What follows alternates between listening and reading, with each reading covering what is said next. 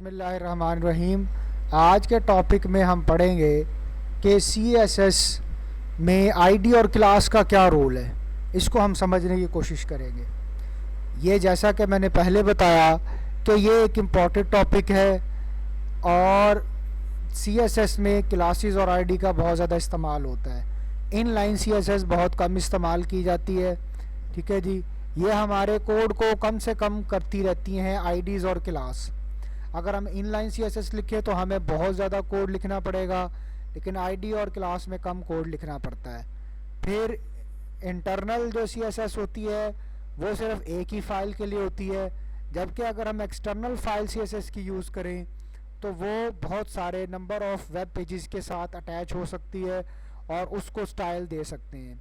CSS का main जो role है वो स्टाइलिंग देना है, खूबसूरत बनाना है। जैसा कि एक इमारत अगर कोई बना रहा है, उसमें जो रोल ईंटों का है, सीमेंट का है, रेत का है, ये एच टी एम एल इसको हम कह सकते हैं कि HTML जो रोल प्ले करती है घर बनाने में, वही रोल जो है वो ईंटें और रेत और सीमेंट प्ले कर रहे होते हैं। उसके बाद अगर हमने उसमें टाइलें लगानी है, उसमें पेंट करना है, उसमें प्लस्तर करना है, उसको खूबसूरत बनाना है, तो वो सारा काम CSS3 कर रही होती है। ठीक है जी।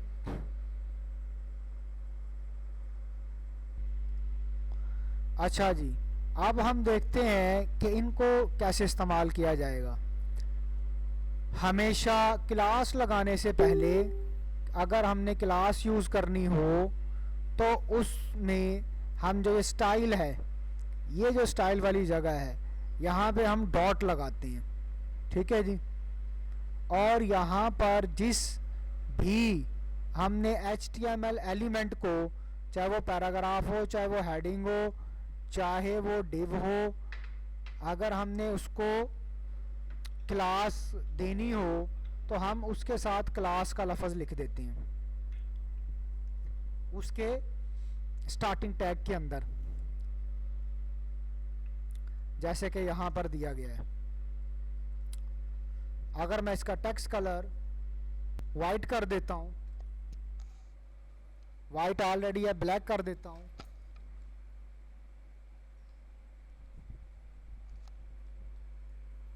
तो ये सारा ब्लैक हो जाएगा। लेकिन अगर मैं कहता हूँ कि मुझे सिर्फ पैराग्राफ का कलर वाइट करना है, ठीक है जी, तो मैं क्या करूँगा, एक और क्लास बनाऊँगा। कैसे? मैं क्लास बना लेता हूँ, यहाँ पे कॉपी कर लेता हूँ।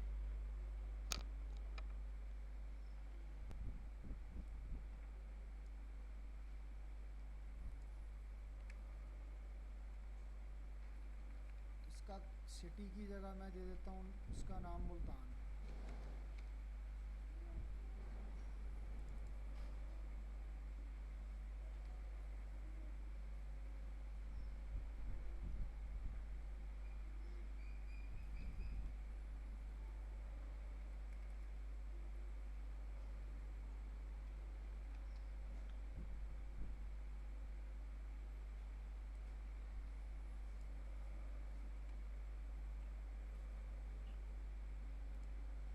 यहाँ पर मैं पैराग्राफ में जाके स्पेस दी, क्लास लिखा, बराबर का निशान लगाया, इन्वर्टेड कॉमास लिखा, मुल्तान लिखा, इन्वर्टेड कॉमास को क्लोज किया, तो यहाँ पर ये देखें, ये ऊपर जो पैराग्राफ था पहले वाला, उसको उसका बैकग्राउंड कलर वाइट हो गया, उसका टेक्स्ट कलर ब्लू हो गया और आउटलाइन कलर भी इसमें आ रहा है। मैं इसका जो बॉर्डर है, जो आउटलाइन है 2 मेगापिक्सल सॉलिड ब्लैक, उसको भी ख़त्म कर देता हूँ क्योंकि वो अच्छा नहीं लग रहा है। तो अब ये सिंपली इसमें आ गया। अगर मैंने इसको मार्जिन देना है तो मैं इसको मार्जिन और पैडिंग भी दे सकता हूँ।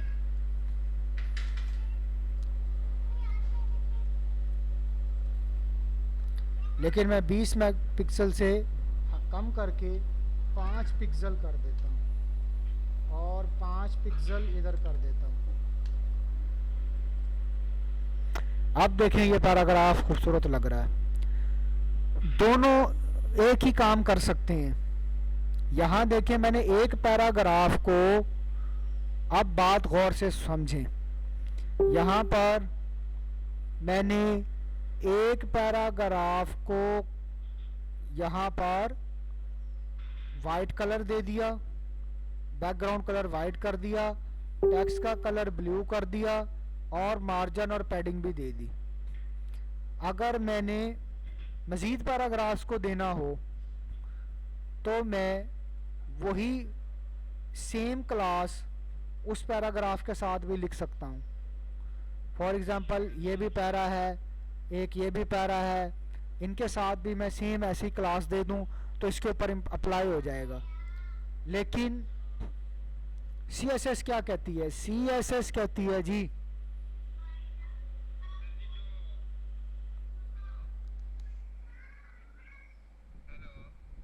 जी बोलें।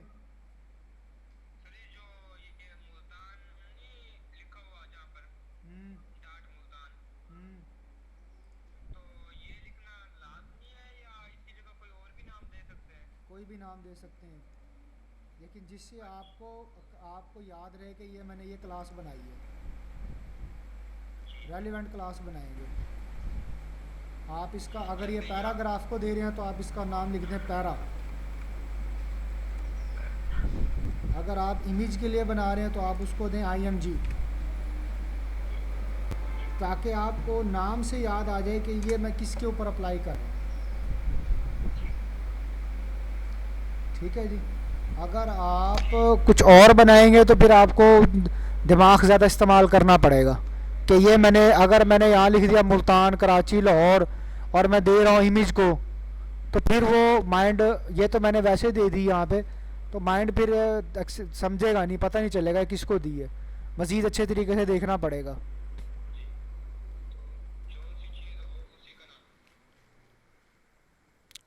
हाँ जी, उससे रेलिवेंट ही आप उसको देंगे।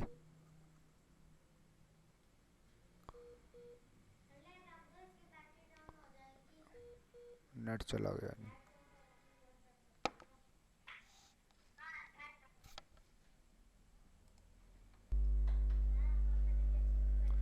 अच्छा जी जनाब, यहाँ पर जो चीज़ मैं आपको बताना चाह रहा था वो मैं ये बताना चाह रहा था कि आईडी और क्लास में फ़र्क क्या है। आप लोग जो आईडी इस्तेमाल करेंगे वो यूनिक चीज़ के लिए इस्तेमाल करेंगे। ये इन दोनों में डिफरेंस है, जो मेन डिफरेंस है।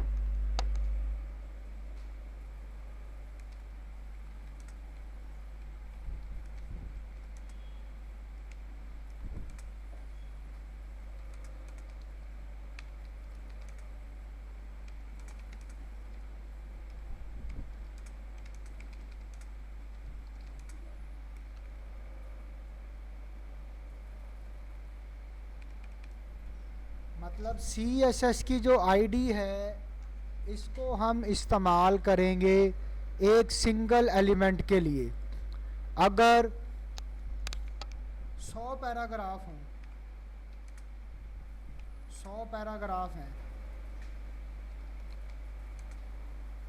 और उसमें से हमें एक पैरे को कोई स्पेसिफिक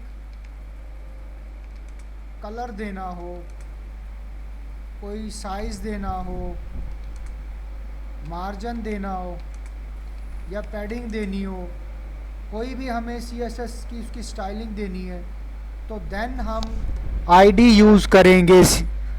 ठीक है जी।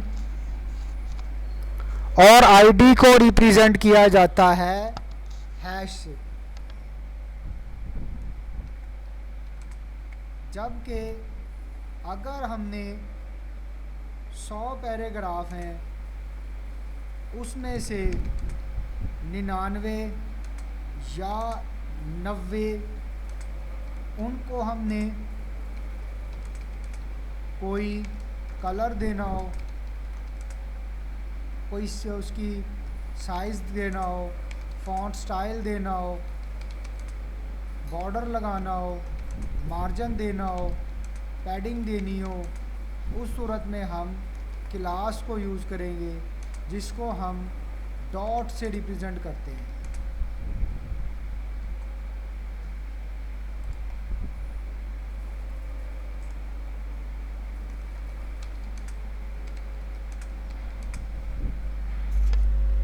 ये दोनों में फ़र्क है और इन दोनों का सेम ही काम है। इससे क्या होता है कि हमें आईडी से याद रहता है कि ये हमने यूनिक यूनिक चीज़ के लिए लगाई है आईडी, ये वाली। इसको हम हैश से ज़ाहिर करते हैं, जबकि जो क्लास है उसको हम डॉट से ज़ाहिर करते हैं। आ जाते हैं ब्राउज़र की तरफ। यहाँ देखें, ये यहाँ पर डॉट लगा हुआ है। यहाँ मैंने इसको कोई सा भी मैं नाम दे सकता हूँ, ए बी सी डी, लेकिन मिलता जुलता दें। अगर आप एक बॉक्स बना रहे हैं तो आप BOX दे दें इसका नाम, बॉक्स 1 बॉक्स 2 दे सकते हैं। अगर आपने इमेज पे लगाना है तो आप IMG दे दें, IMG1 IMG2, ठीक है जी। यहाँ मैंने दे दिया IMG, मैंने दे दिया बॉक्स। लेकिन अब मुझे क्या करना है, मुझे यहाँ पर भी सारे इनके नाम बॉक्स चेंज करने हैं। यहाँ मैंने बॉक्स दिया, मुझे इसे भी बॉक्स करना है। अब देखें ऊपर तो अप्लाई हो गया लेकिन नीचे से चला गया, क्योंकि मैंने यहाँ पर नाम नहीं दिया। यहाँ पर नाम जाहिर करूँगा क्लास लिख के, आगे उसी तरह जो है स्टार्टिंग टैग के अंदर लिखूँगा। यहाँ पर ये इधर ऐसे लिखूँगा, ठीक है जी। यहाँ पर कोई क्वेश्चन है तो मुझे बताएं जी। समझ आ रही है बात की? अब देखें जी, यहाँ पर मैंने इसको भी यहाँ बॉक्स दे दिया, इसको भी बॉक्स दे दिया, रिफ्रेश कर दिया, ये आ गया। अगर मैं यहाँ पर इसी डिव को लेके, मैं इसी डिव को ले लेता हूँ, कॉपी कर लेता हूँ, इसके बाद मैं यहाँ पर ये पेस्ट करता रहता हूँ, करता रहता हूँ।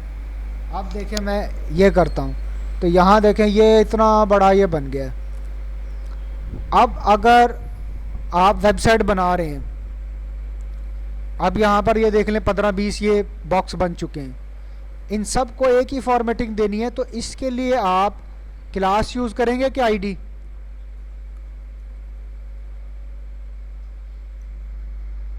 जी है जी, हम इसके लिए क्लास यूज़ करेंगे। अगर मैं आपको कहूँ कि भाई मुझे ये जो ये वाला पैरा है ना, पैरा नंबर 3, इसका मुझे कलर और करके दें, तो फिर आप इसके लिए आईडी को यूज़ करेंगे। ये डिफरेंस करने के लिए है, ठीक है जी। अदरवाइज़ मैं इसको दूसरी आईडी क्लास भी दे सकता हूँ। अगर मैं इसको दूसरी क्लास दे दूँ काम तो फिर भी हो जाएगा, लेकिन CSS हमें ये कहती है कि एक चीज़ को स्टाइल देने के लिए आईडी को इस्तेमाल करें, अगर ज़्यादा चीज़ों को आपने स्टाइल देना हो तो क्लास का इस्तेमाल करें। ये डिफरेंस है। और डिफरेंस है कि क्लास, यहाँ आप क्लास लिखेंगे, यहाँ डॉट लगाएंगे, यहाँ वाला नाम और यहाँ वाला नाम सेम होना चाहिए। अब हम क्या करते हैं, इसको दोबारा लेते हैं और इसमें करली ब्रैकेट्स भी लगती हैं ऐसे। ये इसका लिखने का स्टाइल होता है, इसको आपने याद कर लेना है।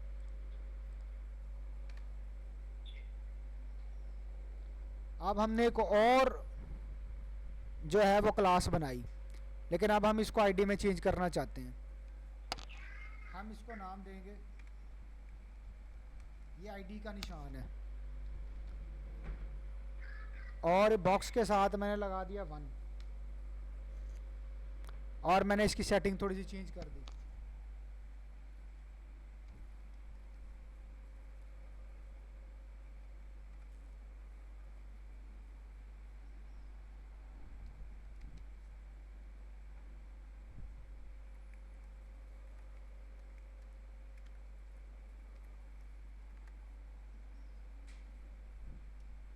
अब मैं यहाँ पे जाऊँगा और यहाँ मैंने इसको कर दिया बॉक्स 1। अब मुझे यहाँ पर क्या देना है, आईडी।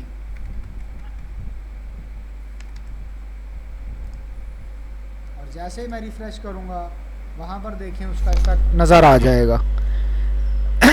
चाहे अगर मैं इसको क्लास भी कर दूँ तो इफेक्ट फिर भी नज़र आ जाएगा। जो चीज़ मैं समझाना चाह रहा हूँ वो समझ जाए। और यहाँ पर भी अगर मैं क्लास दे दूँ इसको,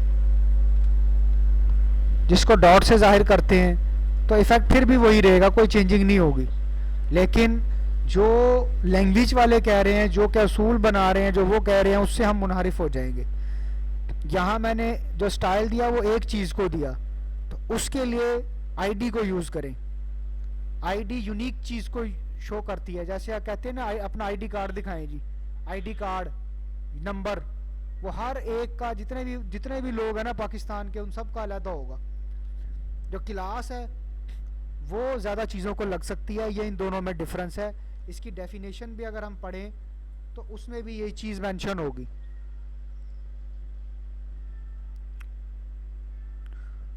पढ़ें जी, क्या कह रही है क्लास जरा। The class attribute is often used to point to a class name in a style sheet. ऊपर से पढ़ें, The HTML class attribute is used to specify a class for an HTML element. Multiple HTML element can share the same class using the class attributes. The class attributes is often used to point to a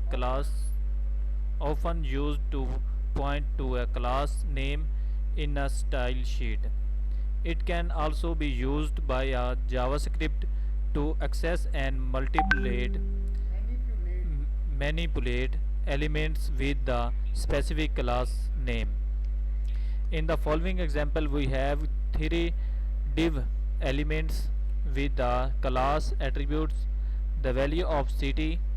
All of the three div elements will be styled equally according to the .city style definition in the head section.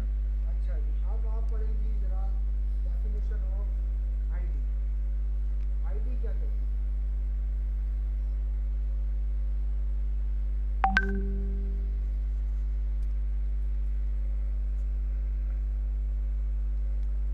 जी पढ़ें। The HTML ID attributes is used to specify a unique ID for an HTML elements. You cannot have more than one element with the same ID in a HTML documents. कि आप एक से ज़्यादा element को same ID ना दें, ठीक है जी। लेकिन अगर मैं इस रूल की खिलाफ वर्जी करूं, कैसे? मैंने यहाँ तो ये दे दिया बॉक्स 1, मैं क्या करता हूँ, मैं यहाँ पर भी यही काम कर देता हूँ।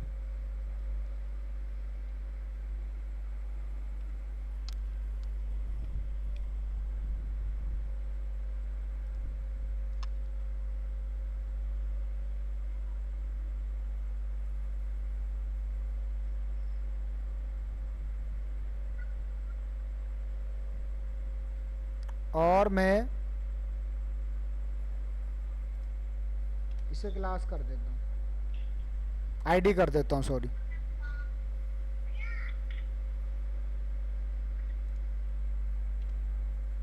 यहाँ पर मैं नीचे भी आगे कर देता हूँ।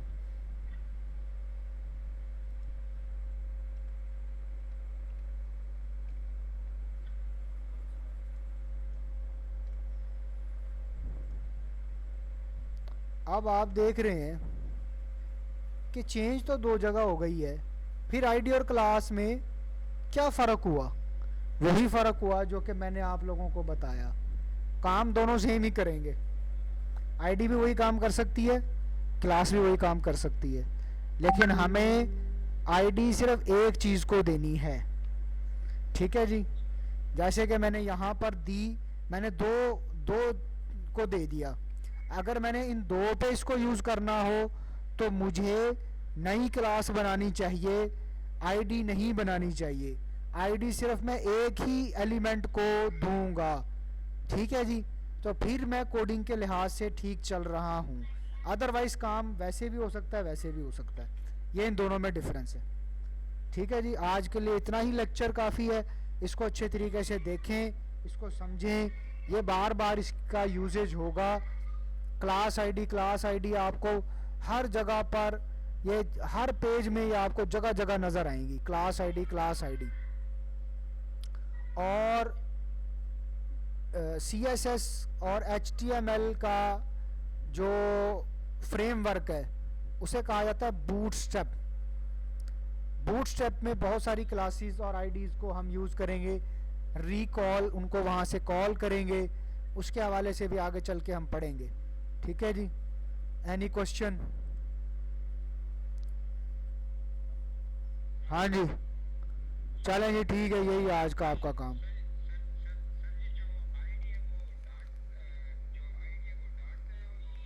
आईडी हैश से, क्लास डॉट से, आईडी हैश से। और इनमें इसके नाम में स्पेस नहीं होती, इनके नाम में स्पेस नहीं यूज़ करोगे और छोटा लिखोगे ज़्यादातर। छोटे बनाएंगे, नाम शाम छोटे छोटे यूज़ करेंगे। पेजेस के नाम भी छोटे लिखेंगे, पेजेस के नाम में स्पेस भी नहीं लिखेंगे। ये मैं सारी इन्फो पहले आपको बता चुका हूँ। आई फ्रेम इतना इम्पोर्टेंट टॉपिक नहीं है। आई फ्रेम का मतलब होता है कि हम किसी भी पेज को अपनी वेबसाइट के अंदर लेके आए, पेज के अंदर किसी वेब पेज को लेके आना, ये बहुत कम इस्तेमाल होता है जी। इसको आई फ्रेम कहा जाता है।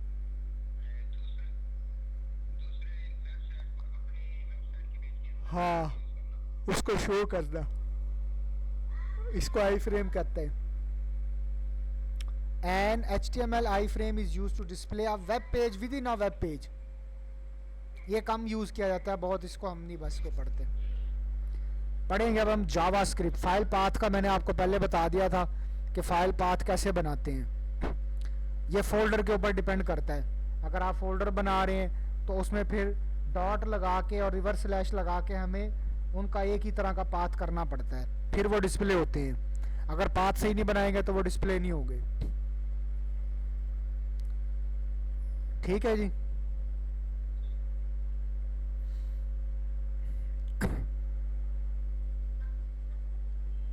ओके जी, अल्लाह हाफिज़।